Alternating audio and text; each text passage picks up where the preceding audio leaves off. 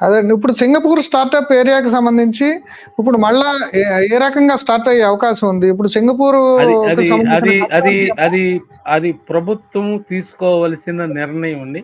మళ్ళీ సింగపూర్ కన్సార్టియంకి అప్పచెప్తారా? లేకపోతే మన వితిన్ ఇండియాలో ఉన్న వాళ్ళతోటే చేయిస్తారా? కాంట్రాక్టర్‌తో చేయిస్తారా? అనేది అది ప్రభుత్వం తీసుకోదగిన నిర్ణయం. దాని మీద మనం ఏమి కామెంట్ చేయలేము. అహా! అంటే సింగపూర్ కన్సార్టియము ఈ విషయంలో ఈ వ్యవహారంపై వెనక్కి వెళ్ళింది అని జెప్పేసేసి కొన్ని వార్తలొచ్చినాయి గదండీ! అది దానికి అది సంబంధించిన అయన్నీ అయన్నీ సమాచారం. అయన్నీ తప్పుడు ప్రచారాలండి. కానీ నేను మాత్రం ఒక సివిల్ ఇంజినీర్‌గా ఎన్నో దేశాలు విజిట్ చేసిన వ్యక్తిగా, ఒక క్రెడై నేషనల్ లెవెల్‌లో వర్క్ చేసిన వ్యక్తిగా ఒకటి మాత్రం స్పష్టంగా చెప్పగలను. మన రాజధాని మాస్టర్ ప్లాన్ అనేది ప్రపంచంలోనే అత్యున్నతమైన మాస్టర్ ప్లాను. అది యాజ్ ఇట్ ఈస్‌గా గనక డెవలప్ చేస్తే one of the best capital cities in the world అంటంలో ఎటువంటి సందేహం లేదు. It is a self finance green field people's capital. Water resources పుష్కలంగా ఉన్నాయి. కనెక్టివిటీ పుష్కలంగా ఉంది. ఎయిర్ కనెక్టివిటీ ఉంది, రోడ్ కనెక్టివిటీ ఉంది, ట్రైన్ కనెక్టివిటీ ఉంది. అలానే ఇక్కడ పనిచేసే వ్యక్తులు హార్డ్ వర్కింగ్ కల్చర్ ఉన్నవాళ్ళు, అనేక విద్యా సంస్థలు ఉన్నాయి, అనేక హాస్పిటల్స్ ఉన్నాయి, ఉద్యోగ ఉపాధి అవకాశాలు మెండుగా వస్తాయి.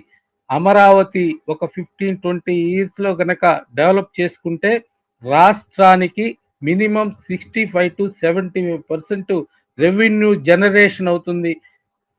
ఇన్ఫ్రాస్ట్రక్చర్‌కి సంబంధించి, ఇరిగేషన్ ప్రాజెక్ట్స్‌కి సంబంధించి మన ఆంధ్రప్రదేశ్‌లో ఎటువంటి ఇబ్బందులు లేకుండా కంప్లీట్ చేసుకోవచ్చు. కొన్ని లక్షల మందికి ఉద్యోగ ఉపాధి అవకాశాలు మెరుగుపడతాయి. రెవెన్యూ జనరేట్ అవుతుంది. అందా Andhra Pradesh one of the best state in ఇండియాలో ఖచ్చితంగా నిలుస్తుందనేది మా భావన. ఇప్పుడు అమరావతిలో చంద్రబాబు నాయుడు హయాంలో కొన్ని ప్రభుత్వ రంగ సంస్థలు సెంట్రల్ గవర్నమెంట్ ఆర్‌బీఐ గాని, ఎస్‌బీఐ గాని ఇట్లా కొన్ని సంస్థలకి వాళ్ళు ల్యాండ్ అలాట్ చేశారు. ఆ సంస్థల్లో నాకు తెలిసి ఎస్‌బీఐ వాళ్ళు 2 ఎకరాల కోసం 5,00,00,000 చేశారు.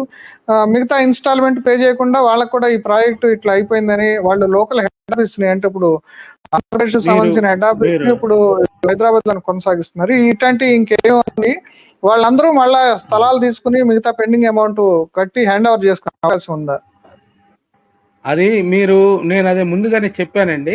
ఇప్పటికీ 47 భారత ప్రభుత్వ సంస్థలు, అలానే 130 స్టేట్‌కి సంబంధించిన టూరిజం డెవలప్‌మెంట్స్ కానీ, హోటల్స్ గానీ, లేకపోతే ఇన్‌స్టిట్యూషన్స్ గానీ, లేకపోతే సర్వీస్ ఓరియెంటెడ్ సెక్టార్స్, లేకపోతే ఇన్ఫర్మేషన్ టెక్నాలజీకి సంబంధించినయి, సాఫ్ట్‌వేర్‌కి సంబంధించినయి దగ్గర దగ్గర 180 ఇన్‌స్టిట్యూషన్స్‌కి గవర్నమెంట్ ఆఫ్ ఇండియాయి గానీ, లేకపోతే స్టేట్ గవర్నమెంట్‌కి సంబంధించినయి, ప్రైవేట్ వ్యక్తులకు సంబంధించినయి కానీ వాళ్ళకి ల్యాండ్స్ అలాట్ చేయటం జరిగింది. వాళ్ళందరికీ ఇన్ఫార్మ్ చేశారు. ఆల్రెడీ ఇన్ఫార్మ్ చేశారు. చేసి వాళ్ళందరినీ స్టేటస్ అడుగుతున్నారు. మీరు whether you are continue or you are withdrawing. We have so many options. So many people are coming forward to invest in Amaravati to develop the Amaravati capital city. And that's why వాళ్ళు ఒక వారం 10 రోజులు time అడిగినట్టున్నారు కొంతమంది మేము ఇమ్మీడియట్‌గా start చేస్తామండి అని చెప్పారు. కొంతమంది మా ల్యాండ్ ఎక్కడ ఉందో పొజిషన్ చూపించమని చెప్పారు. The government and the CRDA is on the job.